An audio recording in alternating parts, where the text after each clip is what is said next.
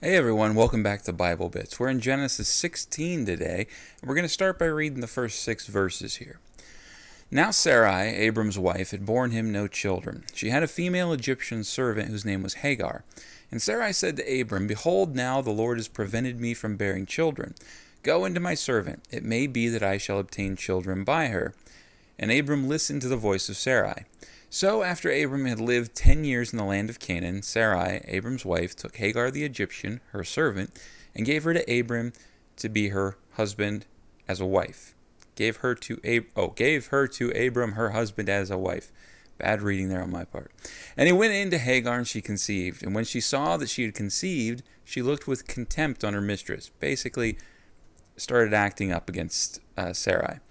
And Sarai said to Abram, May the wrong done to me be on you. I gave you my servant to your embrace, and when she saw that she had conceived, she looked on me with contempt. May the Lord judge between you and me. But Abram said to Sarai, Behold, your servant is in your power. Do to her as you please.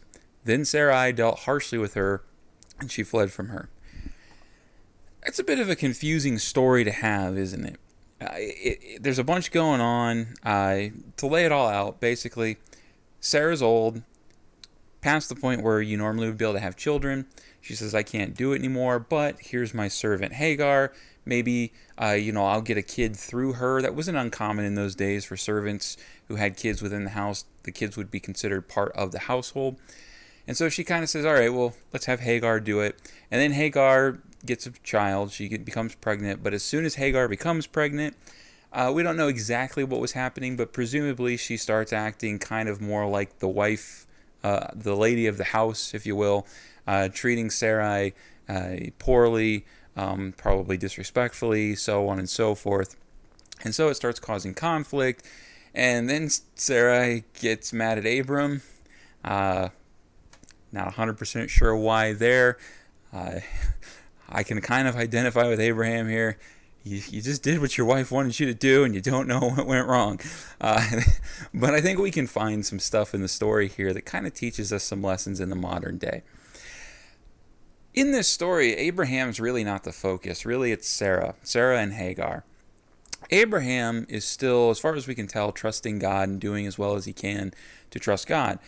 Now here we're seeing Sarah have issues trusting God. Abraham's already gone through his struggle in Egypt. Now it's his wife's turn. She's past the age where she thinks she can do anything anymore. And in fact, I think many of us reach a point where we often feel that way. Not necessarily with kids, but, I'm too old to start up this, maybe go back to school or start up this project or do this thing I always wanted to do. We kind of hit that point where we feel like we are past the point of no return. And Sarah probably feels the same way. She's past the age when people can generally have kids. And so she thinks, God's not going to use me. I'm not going to be the one through whom this promise to Abraham comes.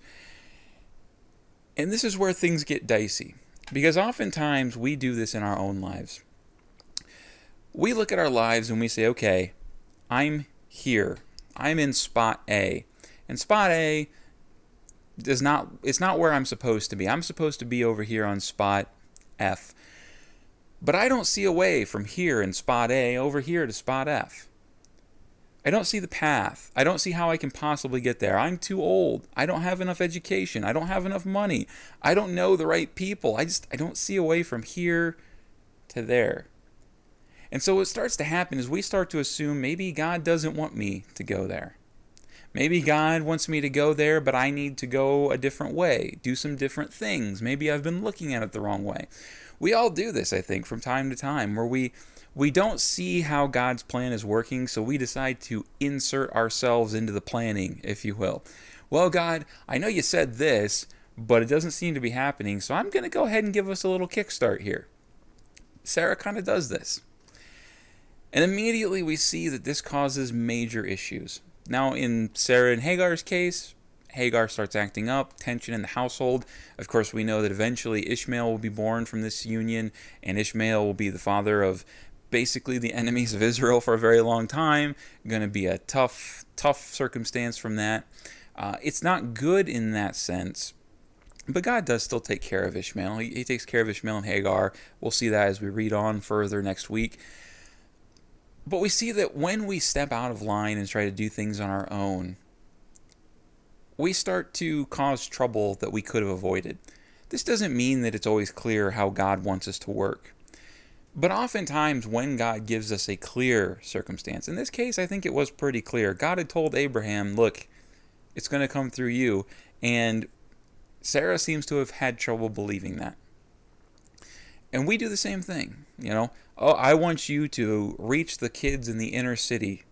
And we say, I don't see how I can do that. So instead, God, what I'm going to do is I'm going to go over here and start working on this. Typically, that brings trouble alongside it. Typically, we get ourselves into situations where we meant well. Sarah meant well. She didn't mean wrong. She wanted to fulfill God's plan for Abraham.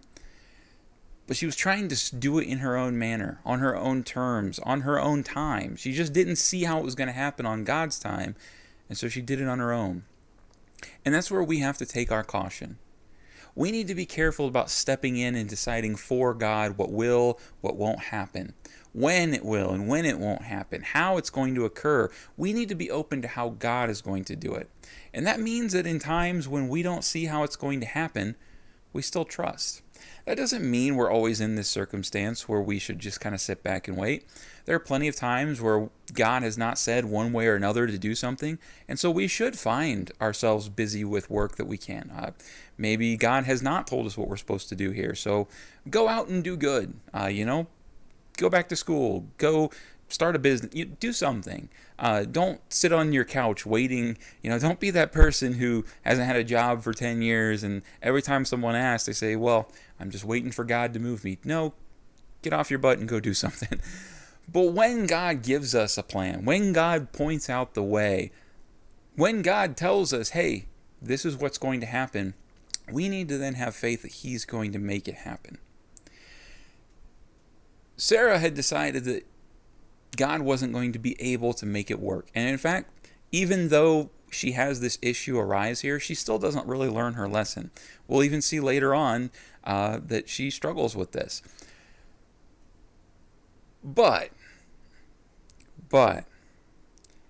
we can take some comfort from the fact that God is still able to work through Sarah's and honestly Abraham's incompetence, if you will. Abraham, we don't necessarily see that Abraham's done anything super wrong here. He probably should have had enough awareness to say to Sarah, look, I'm not going to take Hagar. That's not going to happen. We're going to keep trusting God. Probably should have had that, but there's no indication that Abraham wasn't trusting God still. However, he didn't act what we might call in pure righteousness, if you will. But God still looks down and keeps His word. He still keeps His word to Abraham. He still keeps His word to Sarah. Even though Sarah doesn't directly have that promise to her, He still keeps His word. And that's the point that I want to impress upon you here at the end. Even though we have a tendency to throw ourselves outside of God's plan, and we do, trust me, I've been there. I've done it myself. We have a tendency to know what God wants us to do, but then decide we're going to do it our own way, especially when it seems like God's taken a long time to get there. And then typically what happens? Things go poorly. They don't work the way we wanted them to. They may not be an absolute disaster, but we're pretty sure they're not exactly how God planned them to be. We can take comfort in the fact that God can pull us back into His plan. We're not beyond the reach of the Creator of the universe. It may require us to go through some pain that we didn't have to go through if we would have just followed Him. It may require us to go through some circumstances that will be trying and will really mess with us and be difficult. But God can still pull us back into His plan to use us for His purpose. God will do that with Abraham and Sarah. He will still make sure that Israel comes about. He's not going to screw up there. Isaac will one day be here. But they got to go through some trial first. They got to go through some trouble. And down the line, their descendants are going to have to go through some trouble because they didn't quite follow God in this one. So this is our lesson for today. When you have a word from the Lord, when you know where you're supposed to be going, when you see the plan before you, trust. Trust in the Lord. Trust that He will see it through to the end. Don't try to make things happen your way. Seek God's plan. It's not always easy.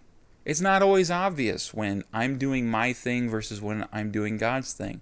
That's when we need to be in prayer, when we need to be discussing things with our church leaders and with our church friends and those around us who are also strong, mature Christians.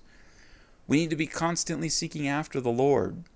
It's not always going to be super easy, but it needs to be our pursuit, to pursue what it is God wants for us rather than deciding for ourselves what God wants for us. That one's tempting, but it tends to lead us into trouble.